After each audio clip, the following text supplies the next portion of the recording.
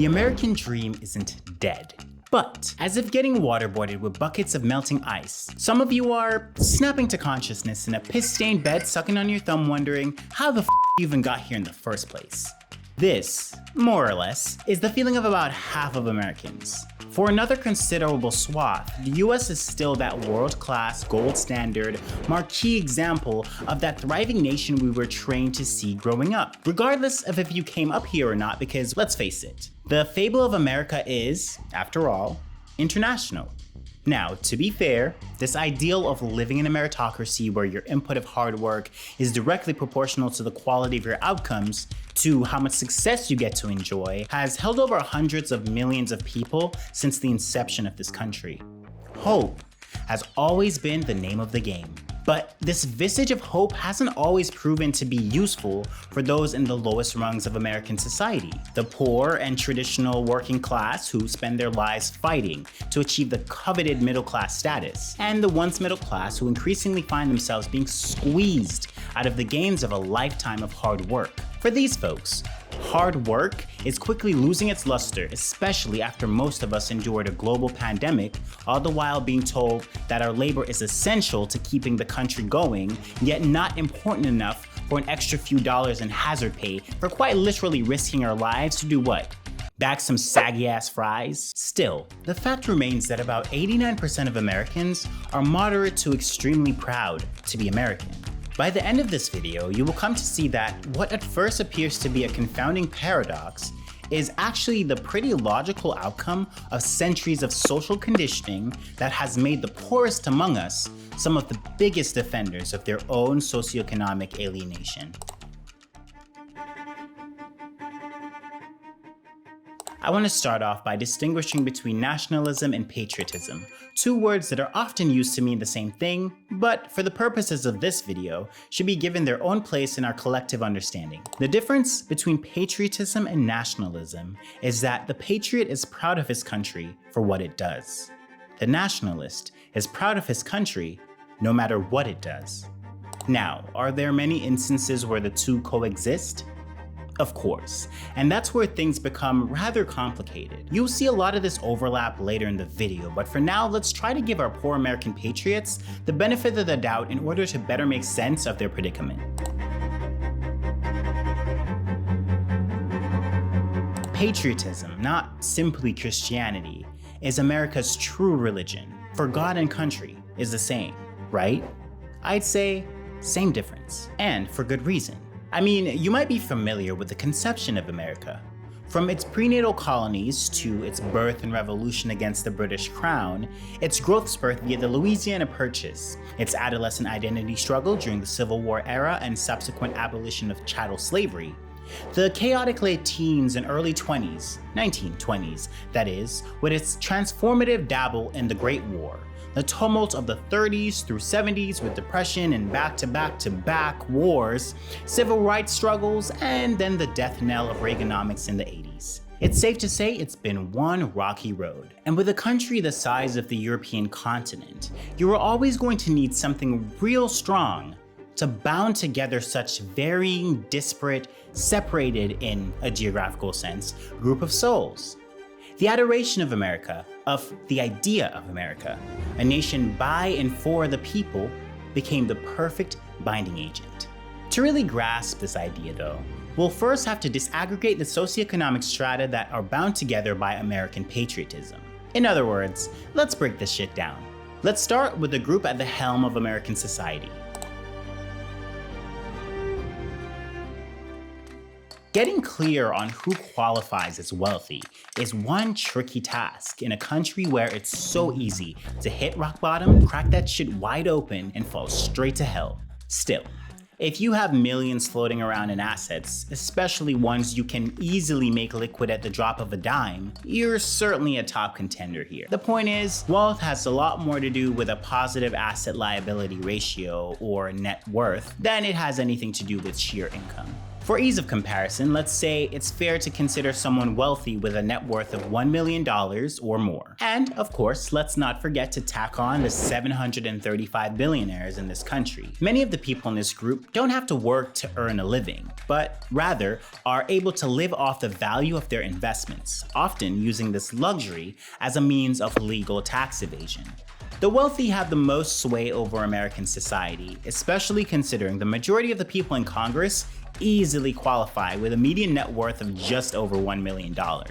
Because the wealthy are so overrepresented in the government, the fights in American politics generally boil down to one wealthy, powerful person's idea of America versus another, oftentimes far more wealthy person's vision of what they believe America should look like. As frustrating as it may be to admit, it's impossible to truly be surprised when the outcome of those political battles invariably result in the rich getting richer and everyone else beating each other up about critical race theory and drag queens and, why slavery was actually not that bad. Let's be all the way for real. This shit is just a fairy tale this late in the game. Or at the very least, an obsolete ideal. Why do you think it's so hard to define? So different in every state, but never really feels sustainable once you've landed on a definition? To be fair, it can be argued that a middle class used to exist when owning a home on one income and having a pension from a job you worked at for 40 years and being able to retire at 65 were a thing. Today, what the f is a pension? In all seriousness, the idea of a middle class gets thrown around to make people who are still relatively vulnerable to the whims of a country without proper social safety nets feel far more secure than they actually are. Therefore, as far as I'm concerned, the middle class isn't being hollowed out. It's been virtually incinerated. It's time to spread the ashes, or maybe use them to plant a tree, and get honest about how things really work around here. Now, this one may ruffle some feathers, but I do ask for you to hear me out. Whether you work as an attorney on the partner track at a top law firm or a cashier at the local Dollar Tree, chances are you have to continue working in order to sustain your way of life. Now, of course, there are exceptions to this rule, specifically in the case of folks who have an inheritance or other lucrative investments. It's tricky to determine exactly how many Americans need to work for a living. But according to CNBC, in 2022, nearly 70% of Americans were looking for extra work to combat inflation. Meaning, 70% of us were being forced to adjust to the changing economy by selling more of our labor to make ends meet. Or at least considering it. If you gotta work to make a living, no matter if you live in a mansion you can't afford, or you live in a modest 3-bedroom in the suburbs and you're getting by all right, or if you just got a job that has afforded you your first taste of economic stability, you're a laborer.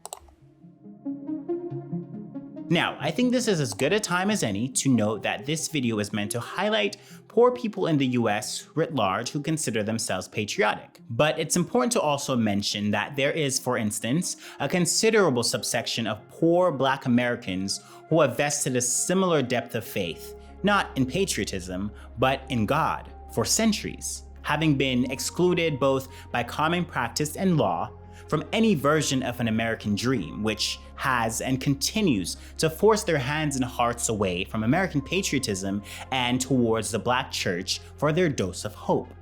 I'm sure there's something similar in many other communities across the country. Still, as a reminder, almost 90% of Americans consider themselves patriotic in some way or another. And within that, about the same percent of poor Americans, give or take, share their sentiment. So why is America's most disadvantaged still so patriotic? Well, according to Francesco Duina, professor of sociology at Bates College and author of the book that partly inspired this video, assertions about the inherent Americanness of every citizen of the country make the patriotism of the American poor, rather than surprising given their difficult predicaments, quite logical and even something to be expected. Their unfortunate economic condition in no way should interfere with their inclusion in the American social contract. Much like being a woman, a gay man, a Native American, or an African American, there is no tension or contradiction between their situation and their love of country. And to the extent that they suffer from marginalization, The correct antidote is not a rejection of the promises of America, but instead an insistence that those promises be honored and extended to them as well. So, in essence, to be American in and of itself is an honor worth celebrating, despite what baggage that identity ships with. Another theory Duina explores to understand why poorer Americans still feel a connection to the American ideal is the system justification theory, which posits that those who find themselves in the worst positions in society have the most pressure to find legitimacy in the social order. Believing that the system is unjust, unfair, or even random is in fact painful and generates more stress. In this, we are all the master of our own destiny, and there is nothing some intervening force like, say, the government, can do or should do to interfere. With this idea, the most disadvantaged are discouraged to seek beneficial changes that might in turn address the inequalities they face. The third theory that Duina presents is one that has been of interest to prominent leftist thinkers like Karl Marx and Herbert Marcuse, which is the idea of false consciousness among the lower classes, where the poor is collectively convinced that social mobility can be achieved by all. This idea, according to another prominent leftist scholar, Noam Chomsky, is propagated by capitalist corporations, a corrupt media, a war political system, and a biased education system that projects the sentiments of the already sociopolitically well-off onto the lower classes, convincing them that they are in the same position as someone in a far higher caste of society than they are. That's like making $40,000 a year and being convinced that you have the same opportunity for social mobility as someone who makes $70,000 a year. Oh, and also stands to inherit $100 million when their parent dies. In order to interrogate the seeming quandary of the patriotic poor, Duina travels to Alabama and Montana, both states having cultural and statistical prevalence of patriotic values coupled with a sizable poor population. The regional distinction also allows for a wider array of respondents from two very distinct regions that experienced American history in their own unique ways. The study surveyed Black folks, whites, Native Americans, Latinos, homeless folks, people who lived in their cars, veterans, working people just struggling to get by, to get their takes on the looming question. Two things became clear rather quickly. The first is that, in large part, many Americans really still believe that their country has their best interests at heart, and has been that way since its foundation. And second, too many Americans have a confused sense of what the rest of the world looks like, and have a lack of appreciation for the US's part to play in many of the bleak truths they do seem to have some insight into about countries foreign to them. I mean, look what we do in Africa. And what does Africa do for us? We let people come over and get rich because we're the land of the free. Jeff, a white Native American truck driver from Billings, Montana. Anywho. Girl, Jeff, you stupid. Sorry, Jeff, but that's foul. Globally, Americans have a terrible reputation for being culturally unaware of what's really going on in the rest of the world. If you've spent any time in the US education system, you'll quickly find that most kids are taught 1, 2, or even 3 different variations of US history in school that are often sanitized and positions the US, and by extension North America, as the center of the world. There's little room left for any histories of the rest of the world, lest one opts into taking a college-level AP course in, say, world history. When talking to Herbert and his girlfriend Katie in reply to my suggestion that in European countries and Canada, the poor get more benefits than the government and they are, therefore, able to do more, Katie flatly rejected the idea by saying, "No, I don't believe it. I don't believe it." "You don't believe it?" "No," exclaimed Herbert, and then added that they worship the president and all that. Here, you have freedom of speech. I could have pushed back a little bit more, but decided instead to switch angles. Yeah, okay. But if they give you more benefits, I mean, Herbert interjected. Probably not. America's number one. Everyone want to come here. Difficult financial situations, often coupled with dire personal situations, did not translate into overall antagonistic feelings towards life or country. Perhaps it was Angie's positivity that made the strongest impression on me. A recent diagnosis of a brain tumor, constant pain, and very little income to support her 2 children did not make her bitter. "I love my country," she told me with a smile. I'm happy here. There's a gulf of a difference between wanting to be as rich as a Jeff Bezos and wanting to have peace of mind going to the doctor after being diagnosed with a brain tumor, knowing that your family won't have to have the burden of choosing between keeping you alive or letting you die just to forego another generation of poverty trying to pay off your medical debt. I have to believe those two things are not the same, but in America we've been trained to see them as asking for the same thing. Here it is as unreasonable to expect everyone to be a multi-billionaire as it is to expect everyone to have free, tax-funded healthcare and a life without the burden of medical debt. People get what they deserve, I was repeatedly told. There's no difference between a homeless person and the president.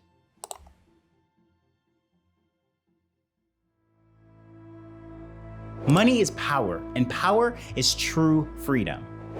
Sure, you may have access to freedom insofar as being able to pursue that slim chance of breaking the mold and becoming one of the few who don't have to worry about working for a living ever again. But for most of us, that true freedom to be as you are, however and whenever you choose, will always be limited by the need to, for instance, maintain health insurance through that god-awful office job that you hate so much and will otherwise ditch the first chance you got. Or by forcing you to keep putting off starting that perfect business you envision yourself starting because you have a crippling student loan debt or medical debt. And for others, they may have to take care of a sickly parent or an orphan sibling. Or maybe they don't have college as an option and have been ushered into the prison of part-time employment that doesn't afford you the time and or bandwidth to even want more for yourself. None of this is freedom.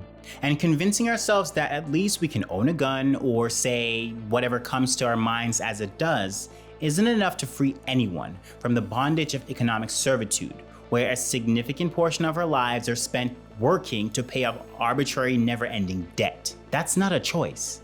You see, there's this pervasive idea that all poor people do is just sit around all day waiting for government handouts. But if you've ever been poor or ever been close to someone who is, you know you can't survive like that for too long. So you're forced to take on a second and third job to make ends meet. Sometimes even that's not enough. Then you're told you simply have to create value. Then you'll be rich. But is being a teacher not creating value? Is being a janitor or a housekeeper or a waiter or a farm worker not of significant enough value to our way of life?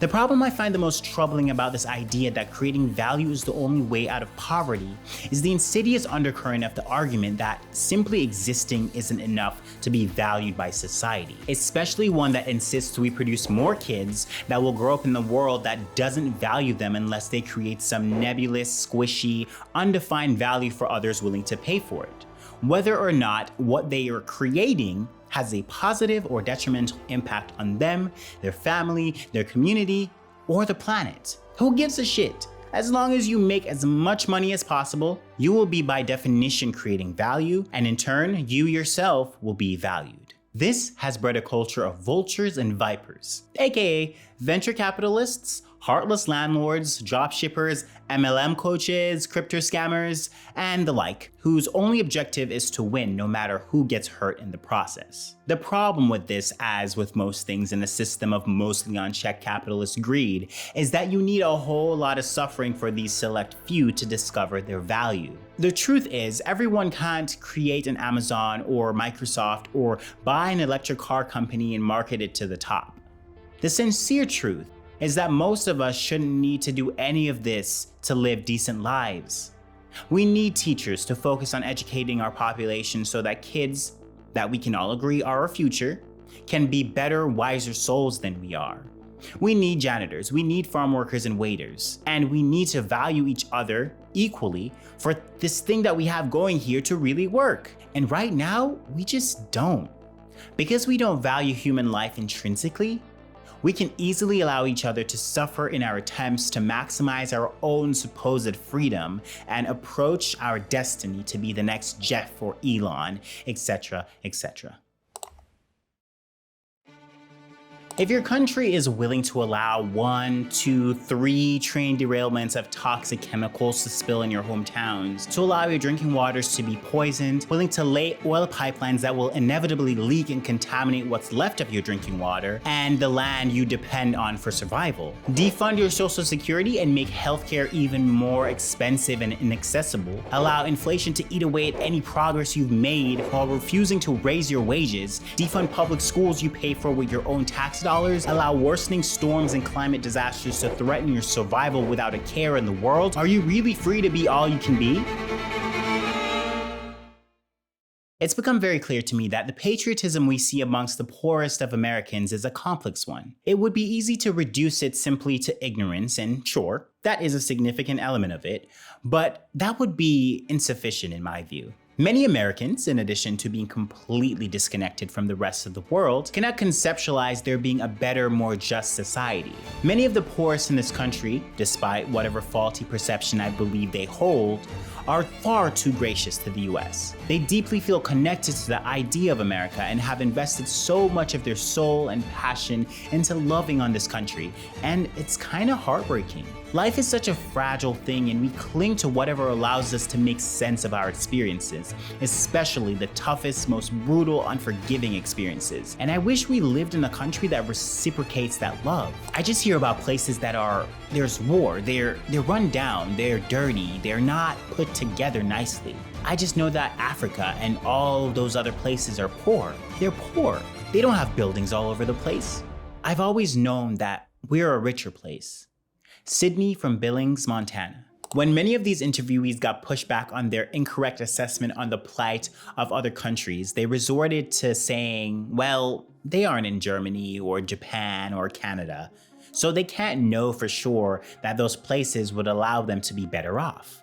But following that same logic, how can you be so sure that it is so much better off here if you have no real context of how it is elsewhere? How can you be so certain that it's impossible for other countries to have done anything better than the US? To have fairer wages for their workers, better healthcare, and more compassionate treatment of the poorest amongst their ranks? How are you so sure that America is doing the best it can do for you and the ones you love? We've been trained to believe that all of our suffering is our own doing. This was the sentiment shared by white as well as Black and Native American interviewees in doing a study. There can obviously be little conflict between one's situation and love of country if the responsibility for that situation rests on the individual's, not the country's, shoulders. For America to be a country by and for the people, it ironically lacks any concern for the well-being of the people.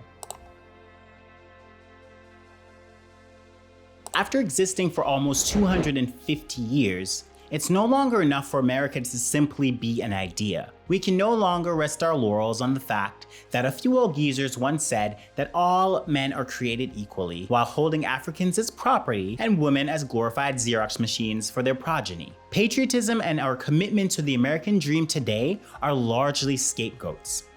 They allow us to leave one another to fend for ourselves, and in a society where corporate overlords are constantly in search of ways to isolate and exploit us regulars, these bastardized ideas are the perfect tools. Instead of having a truly modern, humane society that functions to support the well-being of all its citizens, our own loyalties to the idea of America allow individuals to be quietly fed to the rapacious corporate machine whilst the rest of us stand in line awaiting our turn. If you refuse to question the legacy of America, at the very least, ask yourself, what makes the 735 American billionaires any more special or deserving of having their lives be valued by society than you? If you've made it this far, give yourself a pat on the back and consider sticking around. Let me know down below if anything I've mentioned stood out to you, or if you just completely disagree with me and see things a different way. Make sure to give this video a like and share so we can get it in front of the people who need it the most. And until next time, try to take it easy on yourself today.